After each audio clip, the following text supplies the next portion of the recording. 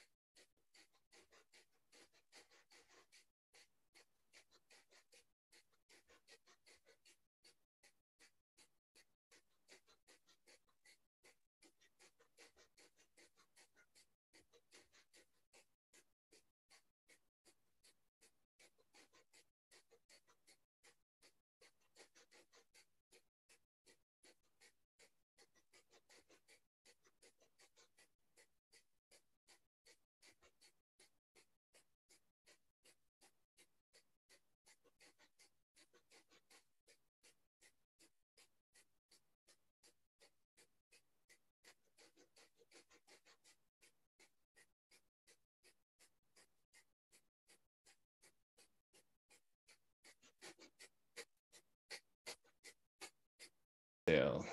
Shake your arms out a little bit. Okay, so we're going to talk about all things related to the body and its electrical patterns within. Again, we're here for a Monday night live session. You guys are on a bit of a series. And as I said before, it's such an honor to be here with all of you. We get the opportunity to work with many people in different backgrounds, from autoimmune to digestive issues to chronic brain injuries or moving through recovery, as is the platform for this discussion. And I think that the conversation on electricity is such an important one when we put it in the context of what it means to be healthy and make healthy cells that do what they're supposed to do. So, you know me, if you've watched any of my stuff before, I like to do slides. So I find that there's so much of a visual appreciation when we can see some of these pictures. So I'm going to share my screen. And if you wouldn't mind, just letting me know if you can see my my pictures here, my slides. I just realized it's hard to see the comments while my slides are open, but from the beginning. Okay. So hopefully you guys can see that. I'm just gonna look at the chat bar. Okay, yes, everyone can see it. Okay, great. Now, please let me know in the chat bar, or if the sound goes a little funny. Technology sometimes plays tricks on us to keep us focused. So if anything goes off, please just let me know. I'm going to try not to get too distracted by the comments, but there will be time for questions at the end. And so if you do have questions, please put them in the question answer section. And it's hard to sometimes follow along in the chat box with the questions. But okay, we're going to talk about the body electric. And first of all, for those of you who don't know me, I think it's always helpful to listen to who we're speaking to. And first and foremost, I'm a father and a husband. And I've got an amazing family. I feel blessed to be with this amazing woman who's on this journey in wellness with me, Dr. Sonia Jensen. She is absolutely a gift to me, and I'm so grateful for her to be in my life as well. And then we've got two beautiful boys who keep us on our toes. And that's my family. And what I do during my day job, I guess you could say, is I'm a teacher first and a doctor second. And we love to biohack and do all things that optimize our cell physiology. And we've got a podcast, and we like to do things like this where we get to educate and speak to people. I do want to make sure that I highlight that I'm not your doctor. And some of you, maybe we have worked together, but ultimately you have your own personal authority over your own system. Hopefully you just take what I say and dive in and research some more, because hopefully it just stirs a little bit of excitement for you at the amazingness of what it means to be, having a human experience. And so for whatever that's worth, here we are. So we're going to talk about the electrical systems of the body.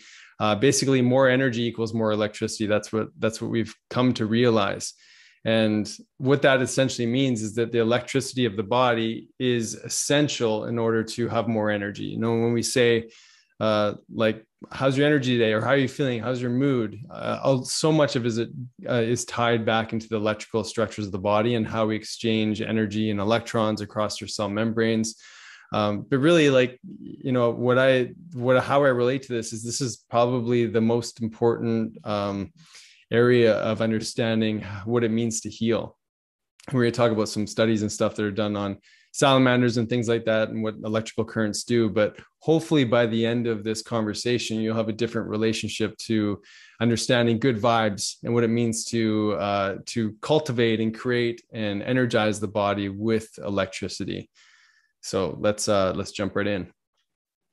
So I think it's important to just reference, that's a little distracting, that light flickering there, but maybe it's just really big on my screen.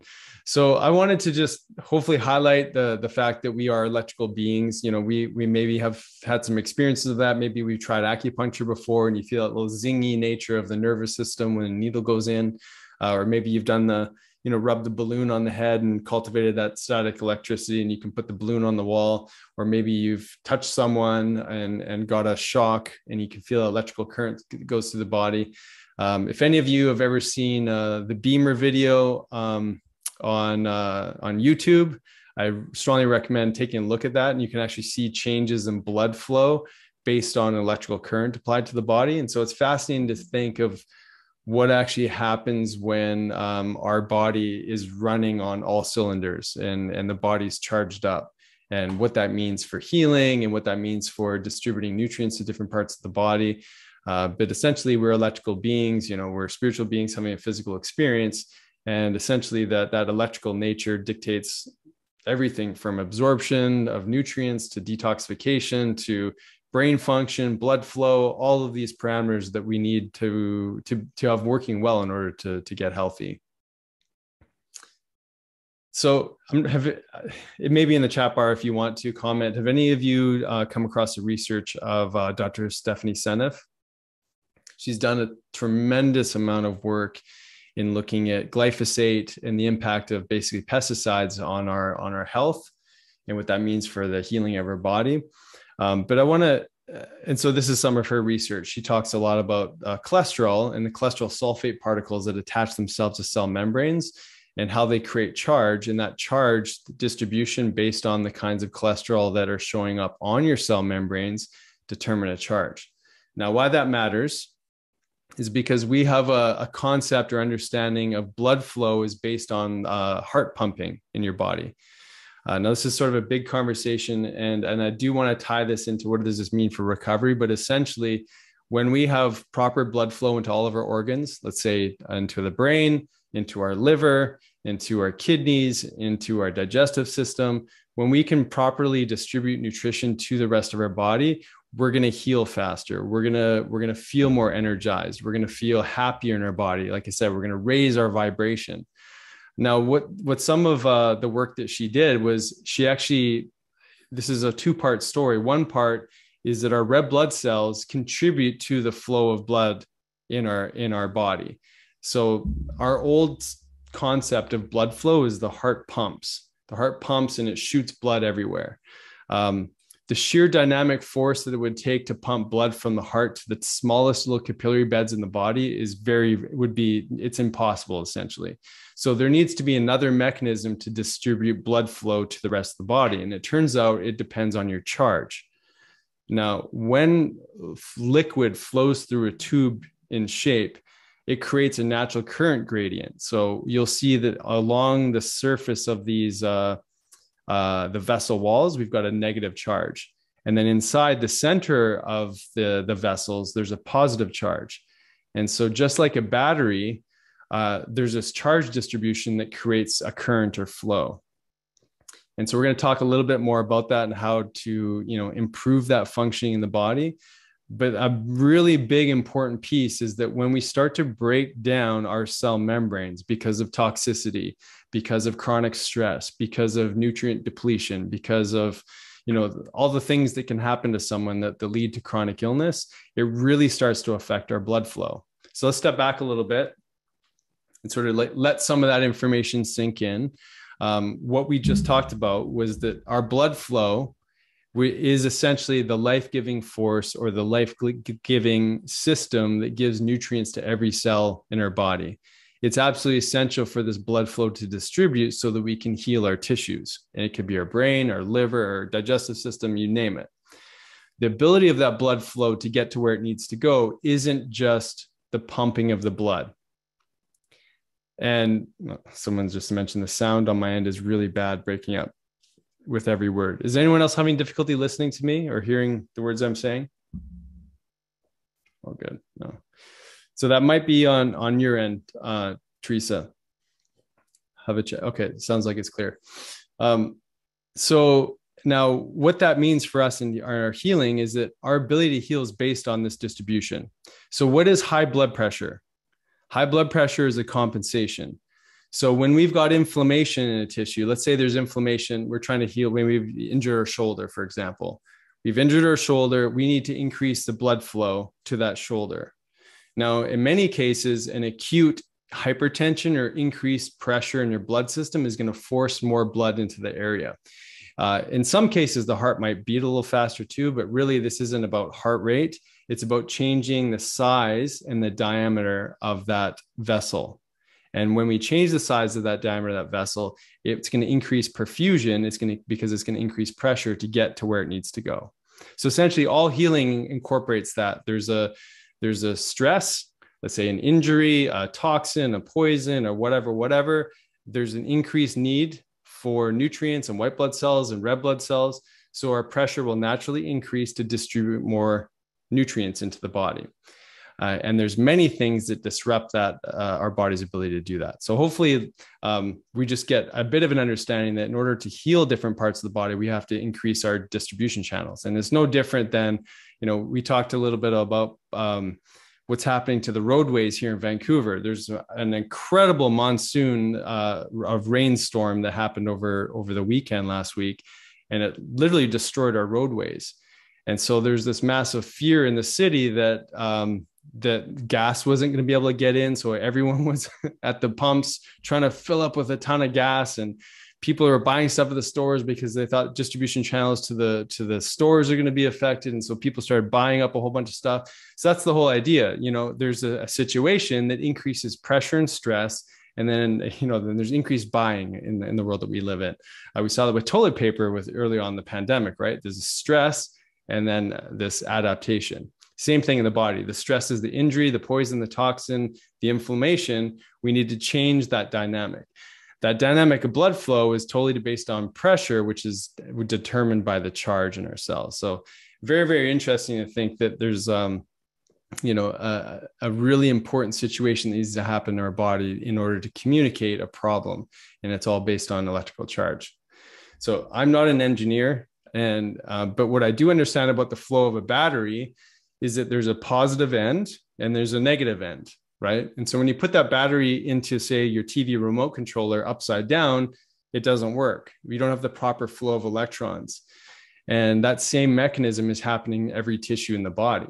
And so when we've got an imbalance of charge, we've got a depletion in our charge, we've got a depletion in the water, the structures, or the substance that makes that battery, our ability to create charge in the body to heal is affected. Here's a simple way of looking at this. Like, what is grounding?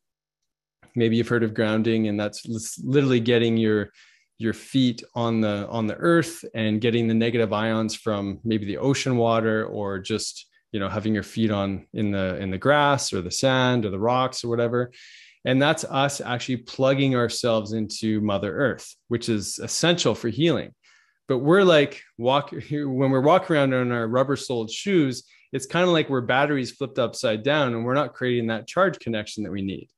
So quick little take-home message is, if you're not doing this already, I know it's wintertime here in North America.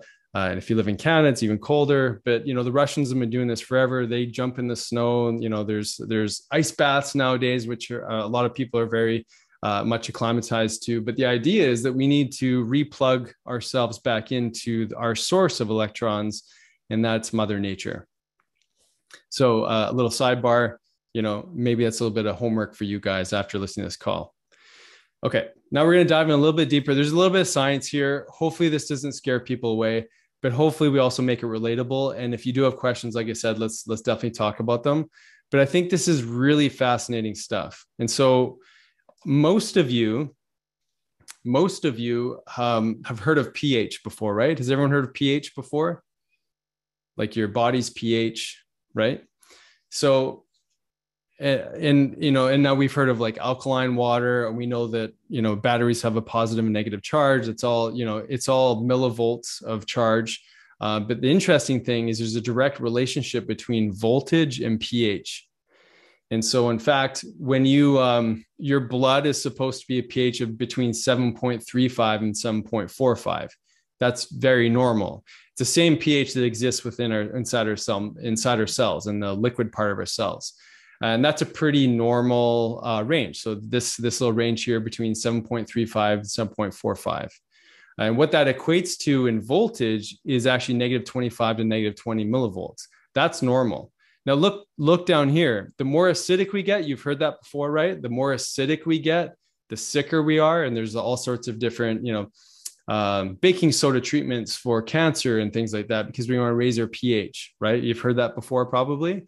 So the idea is that the more positive charge ions we get, as in meaning the more acidic we become, the more we accept these electrons, the more inflammation we brew in our body, the more difficult it is to distribute blood into the area, the more depleted the oxygen is in the area. There's all sorts of these other biochemical changes that happen when our pH starts to drop. And interestingly enough, when we are triggering a healing process in the body, our pH actually rises. And so stem cells are actually made at this negative 50 millivolts or 7.88 on that pH scale. I think this is just fascinating stuff. So, is the answer to drink baking soda every day? Maybe, but maybe that could be a part of the picture. But where we always come from is, well, what is driving acidity in the body? Okay, so let's take it back to our personal health history. We all got to this conversation from so many different avenues. Maybe we had a substance of choice that we abused for a period of time. Maybe we got stuck in a chronic stress pattern. Maybe there's, the myriad of different reasons for why we're all here. We're all in some version of recovery. And all of us, on that cellular level are trying to find our way back to healthy voltage, or trying to find our way back to an optimal vibration, right? We're trying to increase our vibes. And we're doing that on an actual biochemical voltage level. By getting healthy again, we're actually raising our vibration, also known as raising our pH. So yes, you can, take some more baking soda and whatnot, but we always want to ask the question, what is draining the battery, right? What is the voltage that's causing a drain on my battery? Is there toxicity? Is there chronic stress? Am I getting too much glyphosate in? Are there too many pesticides in my food? What is the damage that's bioaccumulating in my body that's leading to a chronic drop in pH? So if we're going to keep doing the, no offense to McDonald's or whatever, but if we're going to keep doing the fast foods and getting those unhealthy fats in, if we're going to keep doing the high carbohydrate, getting stuck in a sugar dominant state over and over again, if we're going to keep doing the patterns and things that really task our body with more and more chronic inflammation, we're going to be stuck in a more acidic state. Therefore, we can't make new healthy cells that work. And that's the most important thing. Healing is part and parcel to making healthy cells that work. Well, now we know, hopefully, that in order to make new healthy cells, we need to raise our pH. This needs to be a stimulus, a response within our body. But if we're stuck in this chronic inflammatory state, it's really hard to make new healthy cells that work. Okay, hopefully that point is hit home, but that's what pH means in the body. And I think that's really important. So here's just we don't have to spend a lot of time here, but it's just interesting to see where, the acidity of the different things that we are exposed to on a regular basis, where they sit on that pH scale, right? I want to bring your attention to lemon juice. Lemons are acidic.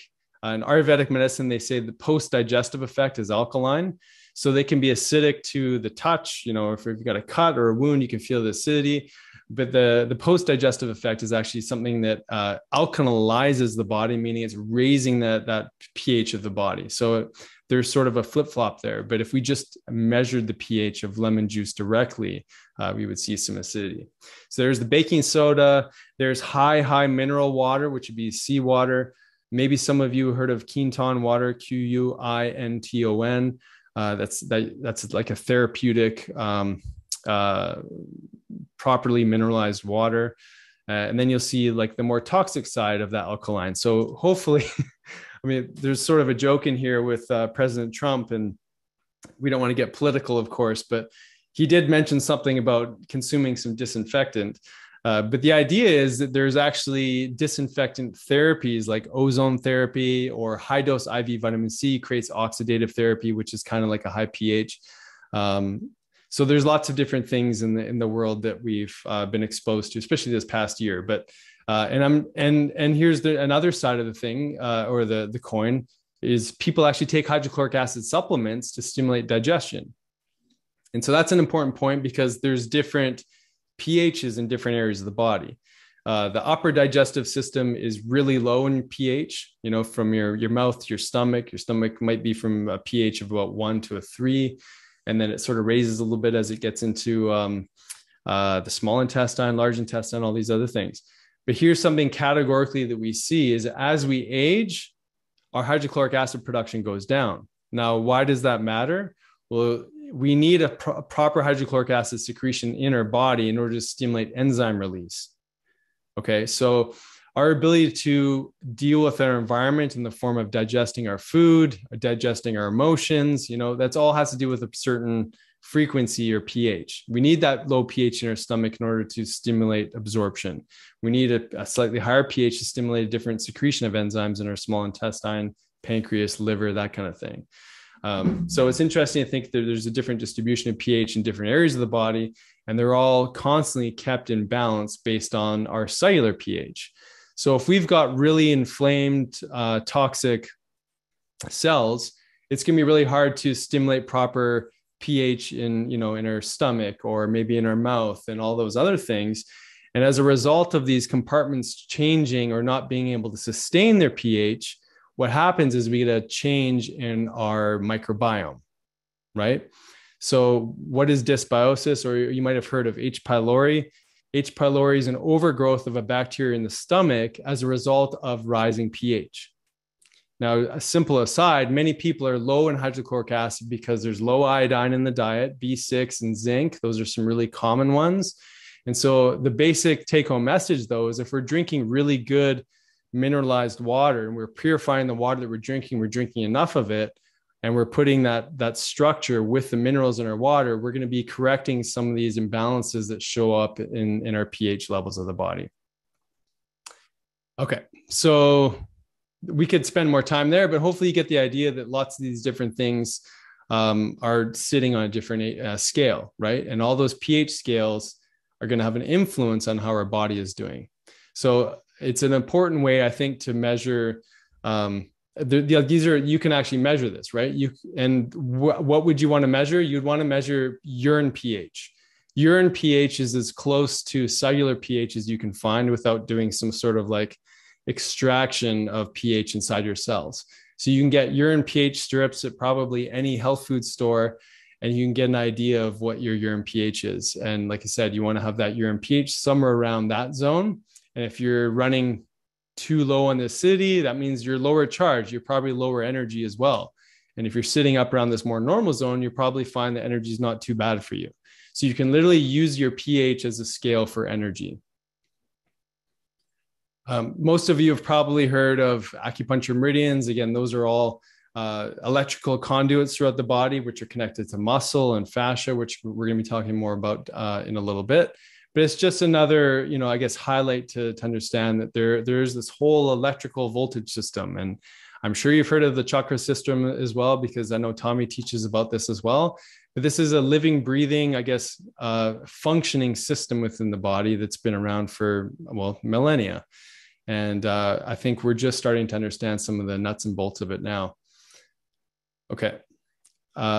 Some of you have seen this before. Again, I don't want to get too stuck on the science stuff, but basically the charge within your cells is dependent on this cell membrane. Your membrane is made up of fatty acids and amino acids, and then small amounts of carbohydrates. It's those yellow things are bits of cholesterol. And here's the thing, is that this cell membrane is essentially a conductor. It's a measure of conductance. It's a measure of an ability to store, hold, and distribute charge within your body. So that flow of electrons that we're seeing, or even the pH scale, all of these things are dependent on a healthy cell membrane. And I've taught this on R2O in the past, and I'm sure some of it's archived, but we talked a lot about, I think we did a month-long sort of discovery of cellular healing. And getting the right fatty acids in the diet is incredibly important. And so this is essentially what creates that charge distribution, though. We're going to look at a little bit more in more detail with regards to water. Okay. So I'm going to write in the chat bar here. If you haven't looked at this, look at The Fourth Phase of Water by Gerald Pollock. He's written a couple of books, and if you want to learn more about this, I think this is important. But essentially, your charge within your cells is dependent on that cell membrane. And what's happening, this is the cell membrane, this green or this gray part here. And then we've got this little space of negatively charged ions that sit, and it's called EZ water, or EZ water if you're in Canada. And that's exclusion zone water. This is an area that only is occupied by negative ions. And then you've got this sort of normal body distribution of negative and positive charge. But there's an importance to this negative charge. Now, the higher the negative charge, the better that cell is going to function. So meaning the larger this space is, this exclusion zone, the more charge your cell has. So if there's a smaller space here, that's going to look more like this, more acidity in the cells. But if you've got a larger space here, then that's going to look more like higher alkalinity. And that right there is totally dependent on our cell membrane. So the blue part of the cell membrane is called hydrophilic, means it likes water. And these little like long legs here, daddy long legs in between, those are hydrophobic, meaning it doesn't like water. So this is made up of negative, positive, negative charges within the cell membrane, which creates a certain distribution within the water. Now, it turns out that it's actually the water in the cell that really determines your capacity for storing that electrical charge. And so think about how many of us, unfortunately, go through the day with maybe not drinking enough water, as just a simple aside, right? Please join in and tell me how hydrated you are. How many glasses of water did you drink today? Please put that in your chat bar. And so that, I'm not seeing any action there. Come on, guys. A gallon. Okay, 64 ounces. Got it. Awesome. Thank you. We're leaders here in Canada. I don't totally understand gallons, but I'm imagining, I think gallon is like 4 liters. So that's quite a bit. So think about that. Your ability to hold a charge inside your system is partly dependent on how much water you're consuming. Super important. And that charge that shows up inside your cell that determines your pH, determines your voltage within the cell, AKA your cell's ability to heal, is dependent on the kind of charge that's created in your cell membranes. Okay. Now look at this. Look what happens when we expose ourselves to light. Now this is actually infrared light. I think, yeah, it should be infrared light. So there's all sorts of different spectrums of light, right? There's UV light, UVA and B. That's what stimulates vitamin D in the body. And then we've got these different frequencies of red light. And it's actually the near infrared light that actually has a profound effect, on that exclusion zone or that structure of that water. So if you think about wanting to raise our vibrations, wanting to get healthy, wanting to, do all the things that we need to do in order to detox the body or have vitality, strong immune system, all that stuff, it's all dependent on a healthy charge. And so light, is absolutely essential to helping to build charge in the body.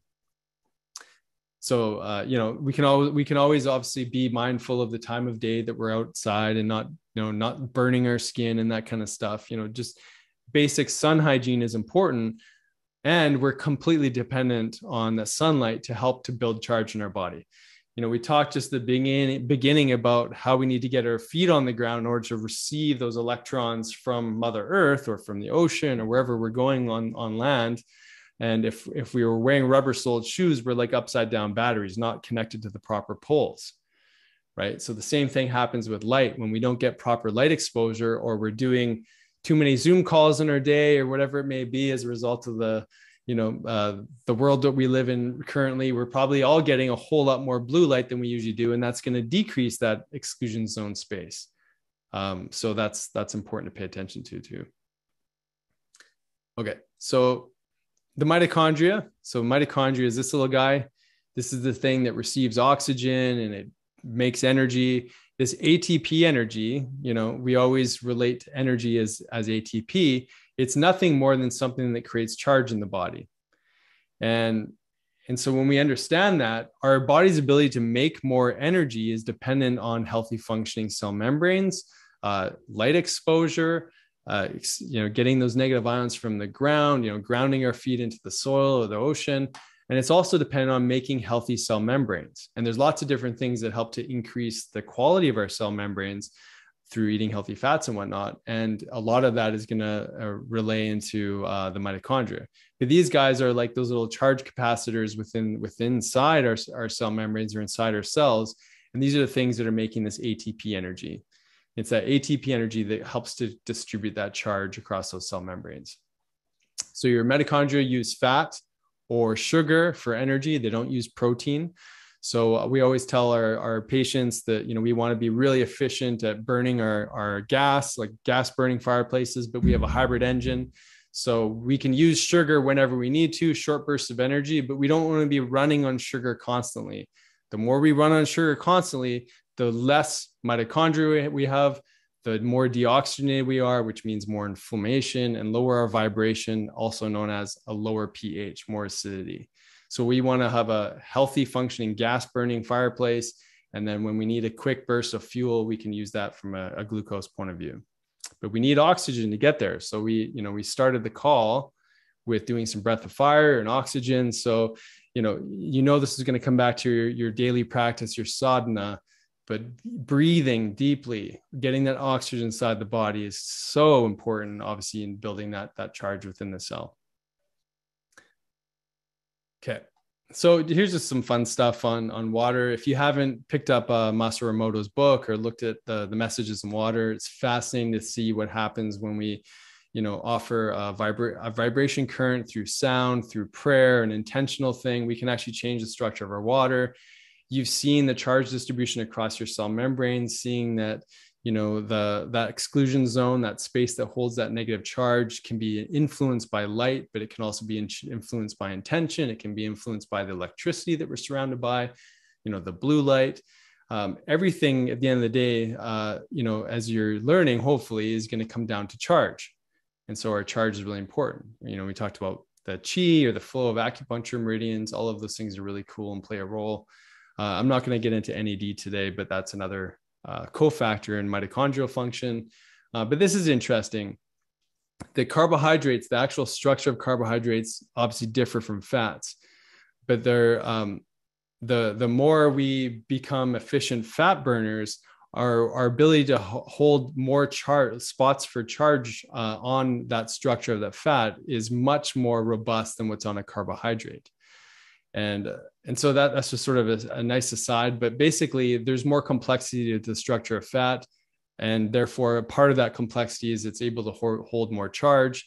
That fat molecule can actually make more ATP per unit versus a sugar. So basically fats are just more efficient within the body, which is why they're our last ditch resort when we run out of fuel or food. is that our body preferentially will use fat as a fuel and not the carbohydrates. Carbohydrates are quick sources of energy. Fats are more complex. They hold more charge. They can be stored more efficiently.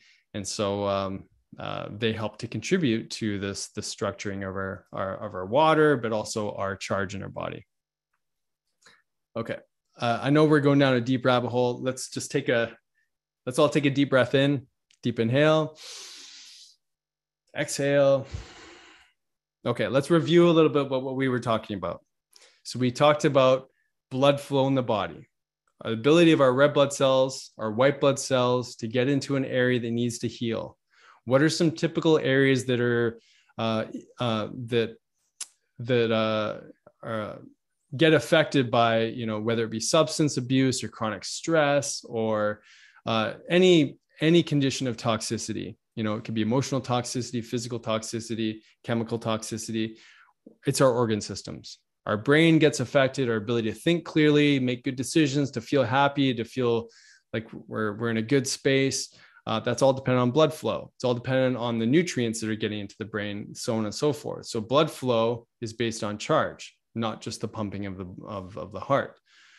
We talked about the structure of our cell membranes. The structure of our cell membranes, when we get really good healthy fats in, they help to distribute that charge accordingly. Light is an influence for that charge. Breath is an influence for that charge. We need that oxygen to deliver to the mitochondria in order to make the ATP. ATP is the molecular or is the molecule that allows for a proper charge to show up in the body. So on our journey through recovery in life, and whether we're early in this experience or we're a seasoned pro at this, we're constantly wanting to move towards a higher vibration. The higher vibration is reflective in the pH. It's reflected in the nutrients we're consuming.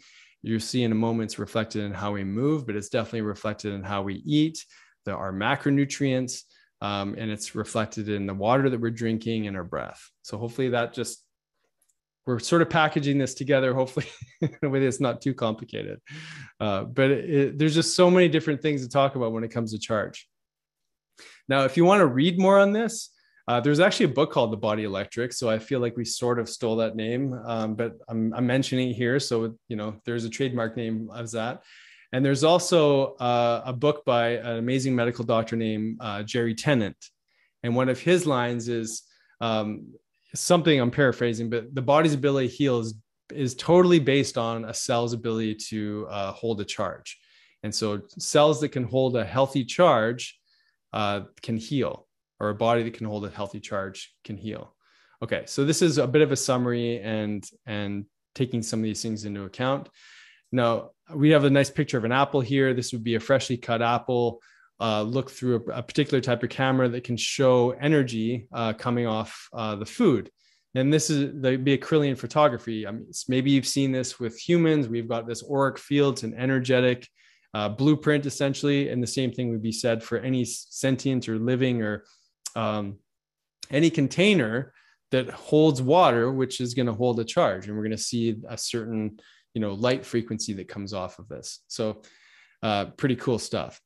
Now, healing is voltage. Jerry Tennant, in his book, he goes into incredible detail. It's really a boring read for the most part, but fascinating if you like that kind of stuff. But he really gets into the science. He gets into some of his healing practices, and he's got a really interesting story about how he healed. He was an ophthalmologist. He got encephalitis as a result of doing an operation on somebody, and basically had to leave his practice because he had such bad brain inflammation. His body wasn't healing. He eventually stumbled across what voltage means for healing and basically brought himself back to life. And so his whole message is that the body can't heal unless there's healthy cells that do their job. And so that's everything we're talking about. So we talked about the lipid bilayer, right? That's actually a capacitor. It stores electrons. It creates that exclusion zone water.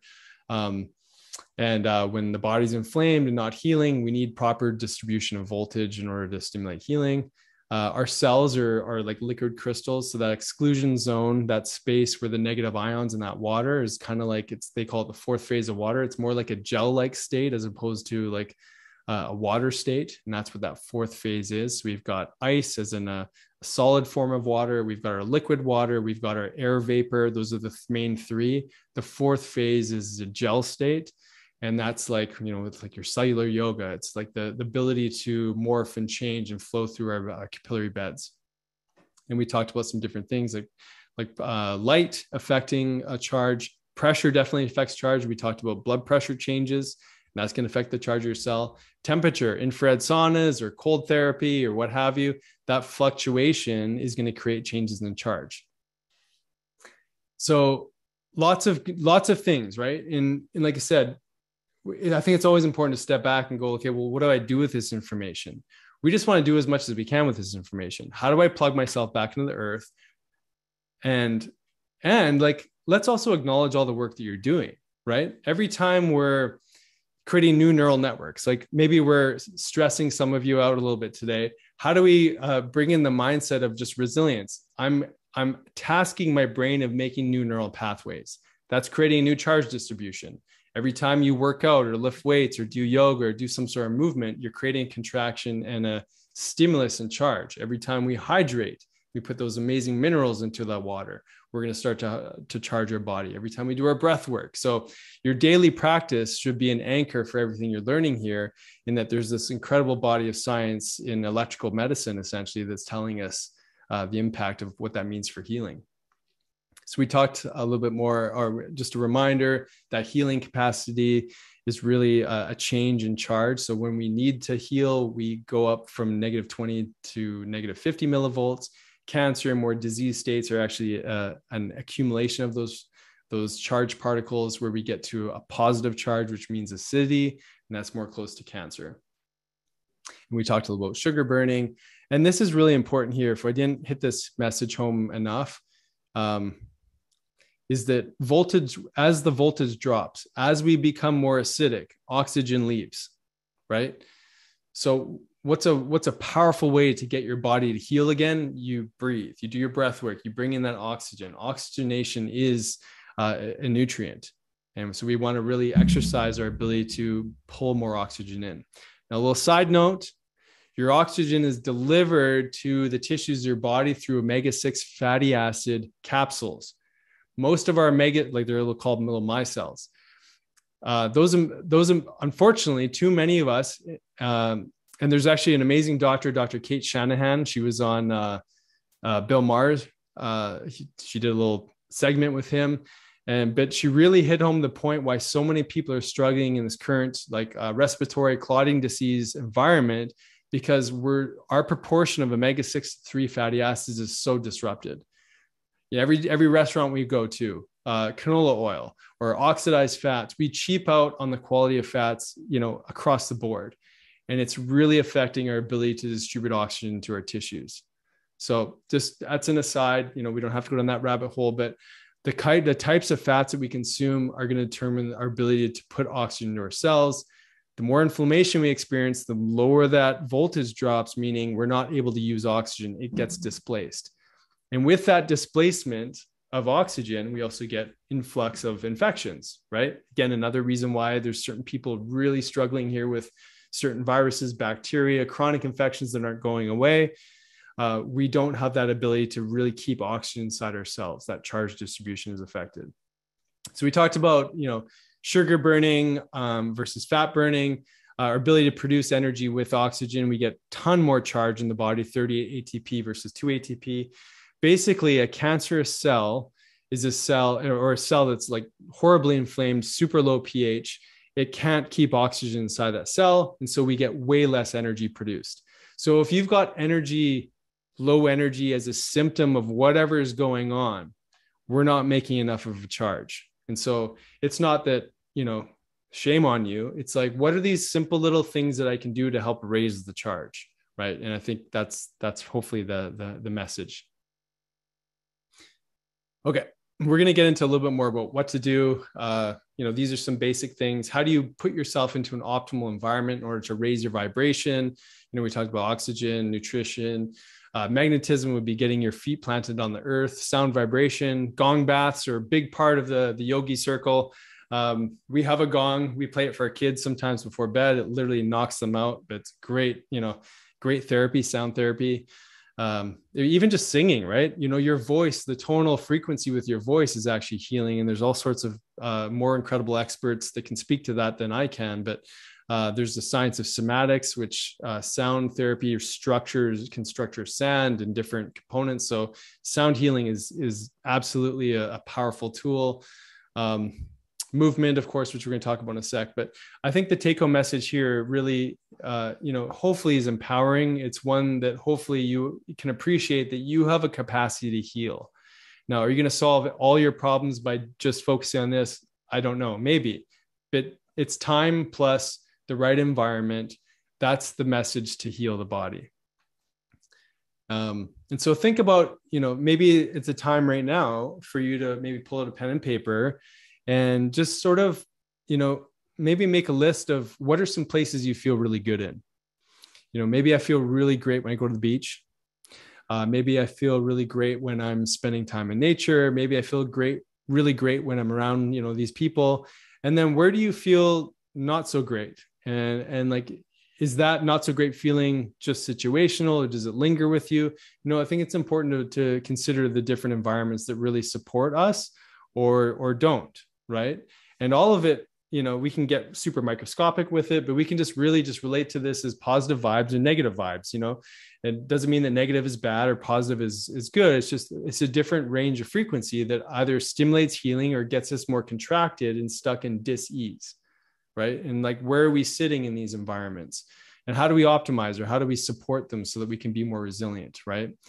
Another little teaching, I think, on this, maybe as you're writing down some of your environments, is that everything that happens in the body is always a response. It's always an adaptation, right? So if we're getting chronically not enough sleep at night, if we're chronically getting poor nutrition, if we're not breathing properly, if we're not moving, the adaptation is to build inflammation. The adaptation is because your body's not doing, or you're not giving your body the right environment.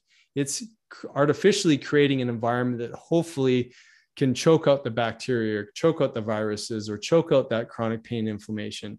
And it's happening via your blood. It's happening via like chronically staying inflamed, because we're not putting your body into the right environment to move that tissue, to hydrate the tissue, to give life and oxygen to that tissue. Because that's not happening, our body has to adapt, right? Just like exercise. When you lift weights, the adaptation is building muscle, building channels of distribution or blood flow, extracting more specific nutrients out of the food that you're eating, that whole thing. So everything is an adaptive process. And so how are we adapting to our electrical environments, or how are we creating a more adaptable electrical environment inside? Okay, this is sort of the last section of this discussion. Let's see what time we're at. Yeah, I'll go through this pretty quickly and then we can go through some questions. Okay, so one of your best tools for charging that battery inside your body is to move your muscle. Now, your muscle is an interesting container. We've got all these little muscle fibers that exist around these fascial sheaths. And basically, they're bundles and bundles upon bundles upon bundles and bundles and bundles, and so on and so forth. And when we get down to the micro level of these mini little filaments, you can see this distribution of ADP and ATP. This is electron donating, ATP meaning energy giving. This is energy used. Now, we're not going to dive into this in much more detail, but it's important to see where is our energy being utilized. That charge gradient actually matters on your muscle. Think of someone with fibromyalgia, chronic inflammation, all that stuff. It hurts to move. The lactic acid that builds up, it pulls oxygen out of the tissue. There's so many different factors that are going to affect our ATP production. So, the only thing I want to bring your attention to is that charge, that ability to contract, is dependent on these positive and negative charges as well, right? We don't have to spend any extra time here, but it's important to understand at that micro level, everything is moving via charge. Now, what's fascia? Fascia runs, right? It encapsulates our muscle, right? Encapsulate this yellow stuff. It's a container that's around the outside of that muscle fiber. But look at this. It's also going between our muscle fibers. So what I like to call this fascia is that this is like the interconnected internet of the body. These are all the fiber optic cables that exist within our flesh. And it's literally moving through your brain, through your spinal cord, through your muscle, through your organs, your glands. It's everywhere.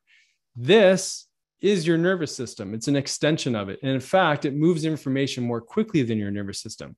It's not just the structural apparatus that holds things together. It's literally your nervous system. You may have heard of the Polyvagal Theory, which is basically the vagus nerve has all these inputs into different tissues of the body, but everything interfaces with this fascia. And so this fascia is incredibly powerful and it's incredibly important. But here's the thing with fascia, is that fascia can build like scar tissue. It can contract. It can get really isolated and dense. And so it needs to be flexible and mobile. You know, if we have a bad cell connection because we're in a part of the city that doesn't have cell towers, that communication is really distorted. It's the same thing here. If we've got contracted fascia because we're not moving, we're not stretching, we're not, as Guru Singh likes to say, you're not stretching into your body glove. If you're not opening up those spaces, like those little adhesions that create within those muscles are affecting that contraction to happen. So think of this as the internet for your body. You need that fascia in order to work well. You need it hydrated and moist and malleable. And that can only happen when we move. So as part of your sadhana practice, your daily practice, movement is essential, among all the other things that we talked about.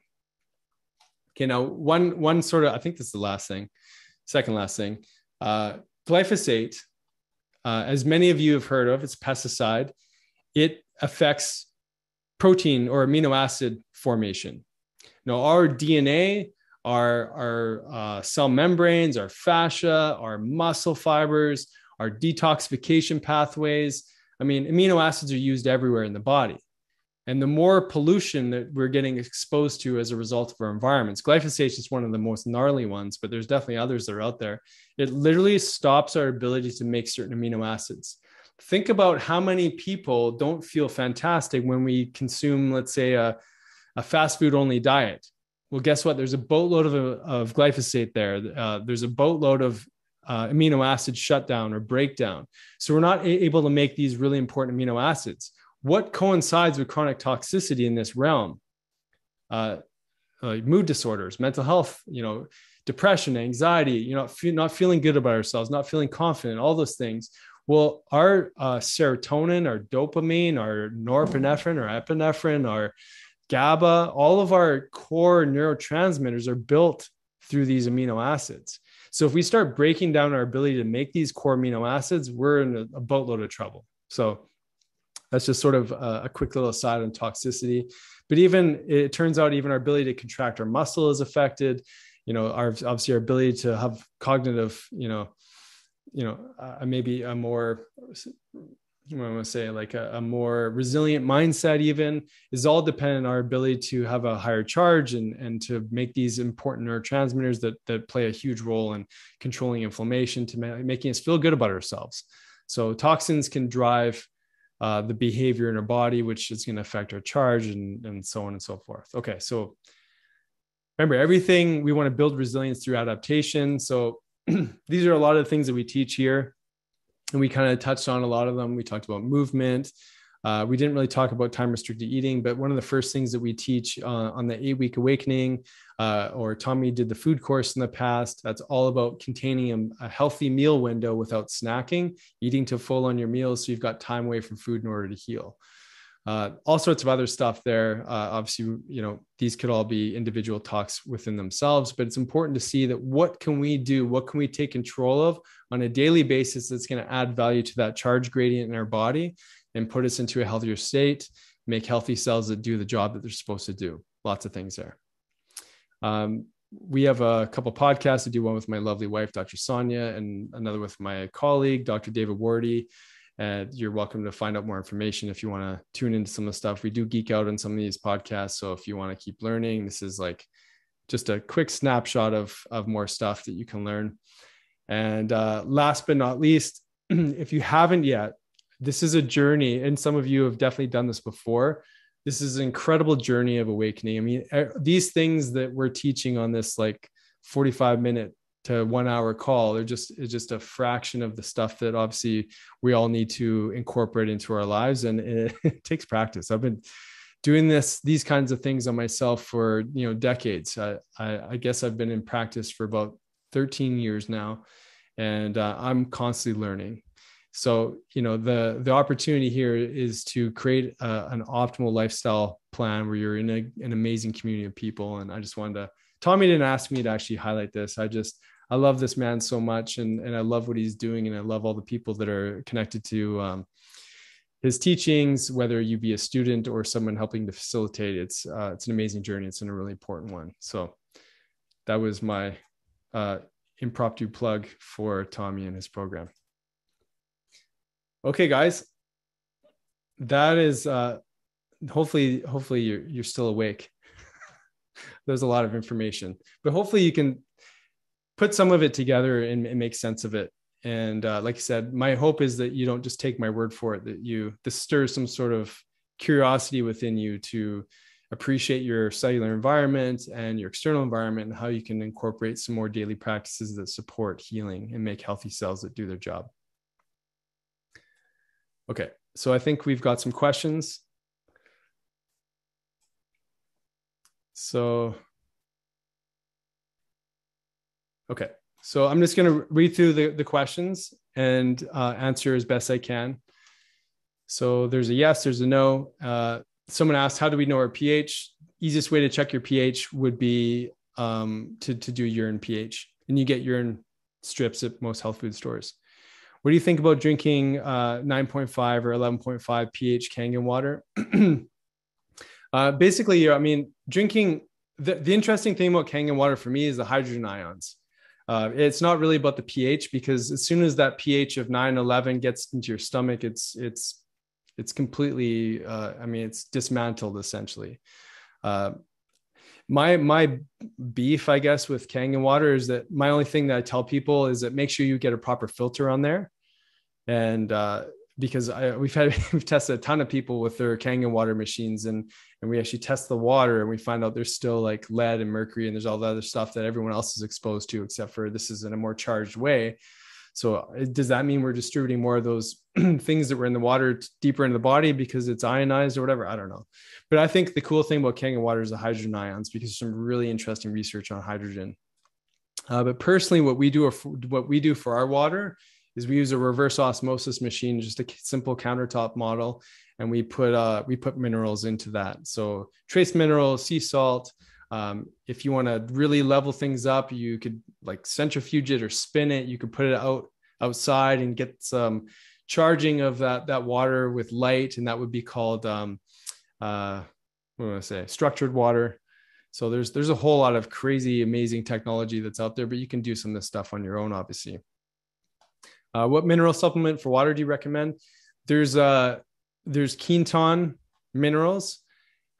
We usually get a lot of our stuff on that front, whether it be the reverse osmosis machine or the Quinton minerals. You can get it from a website called waterandwellness.com.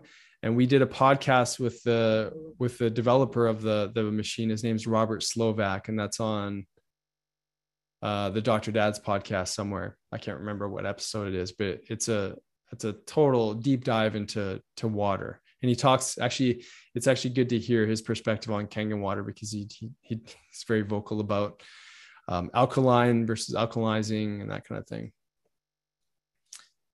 So I like the Quinton for the water. There's lots of good trace minerals though.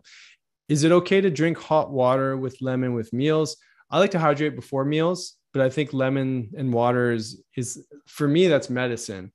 Water, the slightest bit of a scratchy throat for myself or anything immune related, for whatever reason, lemons seem to be my magic cure. They just work so well for me in different areas of my body. But really, I love lemon water. I think it's amazing.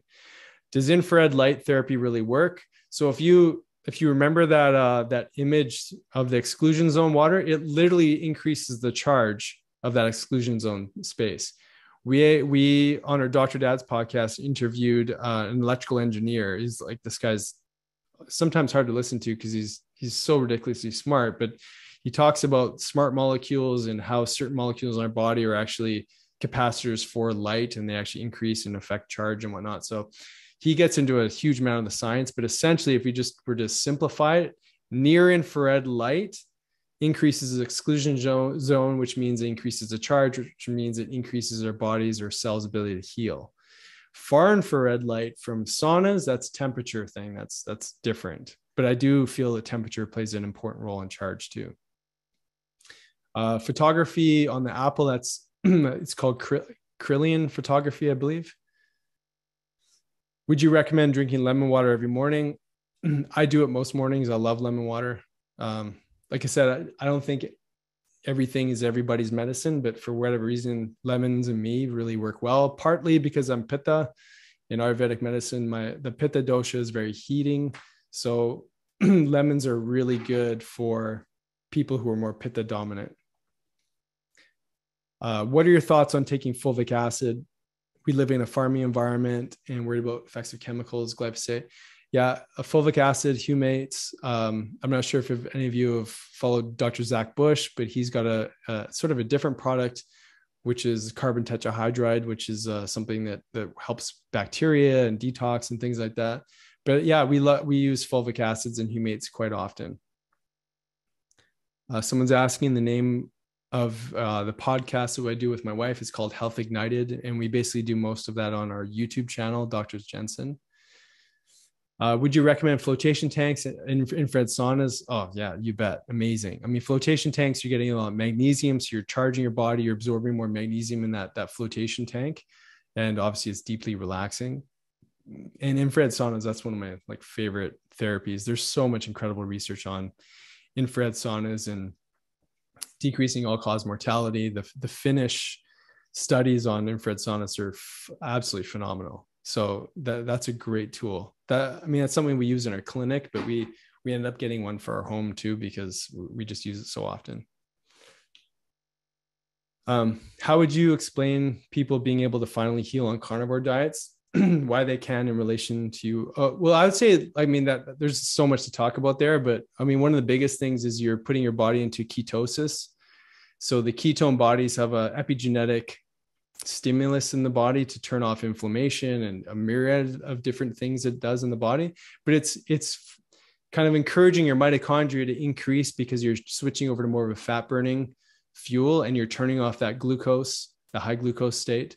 That would be a part of it. There's a whole lot more than that. I'm just recognizing we're at 6 o'clock and there's, holy cow, there's quite a few more questions left. We can do one of two things. We could maybe take some of these questions and put them onto into maybe a Facebook, maybe into the Facebook post that we did for this call tonight, and then I can answer on there. What do you think, Stacy? What should we do here? Otherwise, we just keep going. Maybe if someone can let me know what you guys want to keep doing. Okay, Connor said keep going. Keep going. Okay, if you guys are okay, we can do another 10 minutes or so. Okay. Okay, NAD. This is a big one. NAD is, NAD is so many things, but it's basically a nutrient that's delivering charge across the mitochondrial membrane. It's an activator for our genes, so it has epigenetic function, meaning it can turn on sirtuin genes for the anti-aging genes. It does so many different things, but let's put it this way. NAD, the ratio, that positive charge to the negative charge. So there's NAD and NADH. Just like on that cell membrane, there's negative charge and positive charge intracellular. So NAD declines, NAD plus declines as we age. NADH increases, meaning we're stuck more in an aging process in relation to that really important charge ratio between NAD and NADH. So if we were just talking about charge as an example, NAD plays a profound role in producing ATP in the body, so helping to really distribute a healthy charge within our cells. And as a result of that, it helps with aging, with detox, with healing, rejuvenation, energy production, you name it. That's a snippet. There's so much on NAD, but it's definitely one of the main longevity nutrients that's talked about. So that's a really key one. What are your thoughts on grounding devices? I think they're powerful tools. There's some really interesting studies on, there's just quickly, there's a diabetic patient. I can't remember the name of the study offhand, but she had I think she was in her 80s from what I remember, late 70s or early 80s. She had a diabetic ulcer on her foot that just was not healing. After 2 weeks of doing just a sleep grounding mat, that was the only thing that healed her wound, and she didn't have to get the amputation and all the other stuff that can go along with diabetic neuropathies or ulcers, I should say. That was a profound change in tissue, and so like, what is it doing? It's flipping your battery right side up, right? It's putting you into proper connection to Mother Nature. So as long as it's a good device, I mean, there's earthing.com, I believe is the name of the website. There's the documentary that people can watch too to learn more about earthing. But I think they're powerful tools, especially when we're wearing a rubber-soled shoes all day, like these upside-down batteries. Someone just commenting that they appreciate looking at body through the lens of voltage. I think so too. I think it's one of the most fascinating to look at healing. How can the pH of food or drink affect you? I thought the lungs and kidneys closely regulate pH. You bet. There's so much regulation that's happening in the kidneys and the lungs, of course. You know, the food. I mean, us stuck in a chronic state of inflammation is going to affect our pH, right? So whether it be toxicity burden or, you know, just being upper chest breathers, not getting enough oxygen, deficiency in the ratios of healthy fats to too many of the unhealthy ones. There's so many things that, you know, affect that charge ratio or that pH. And yes, our lungs, you know, you breathe in the oxygen, exhale the carbon dioxide, just that alone is creating a charge separation. And then our pH is absolutely being regulated through the kidneys too. So we're constantly dumping pH out. And that's partly why we can tell the acidity of our body based on our urine pH. Sparkling water. I like sparkling water. I just don't want it to be the only water that people are drinking. You know, when we've got a carbonation machine or the soda stream, I always add, like, so we use reverse osmosis water. I'll put sea salt in there, trace minerals, and then I'll put it into the soda stream. And then you can actually add magnesium. You can put other minerals in there, and you can really upgrade your sparkling water. You can put it into the sunlight again. You can do lots of things. So I think, yeah, as long as it's not your only source of water, I think it's great. What to do if you had extreme toxin exposure, including persistent, heavy metal toxicity or toxicity in general is essential for us all. David Wolf says this too, and I totally agree with him that in the times that we're in, detoxification is just as, or if not more important than anything else that we're doing. So that's more detoxification is more important than nutrition. So that's huge. Okay. Fruit is loaded with fructose, sugar, and carbs, micronutrients, but also wondering about too much fruit. Yeah, it's fructose or too much sugar is going to play a huge role in our body's ability to heal. So high sugar diets, you know, whether it be from, you know, fruit or grains or whatever it is, too much fruit is going to make our cells dependent on sugar and not get enough of that healthy fatty acid. Okay. I'm sort of rushing here because I can see I got to get going here. My boy has to go to soccer.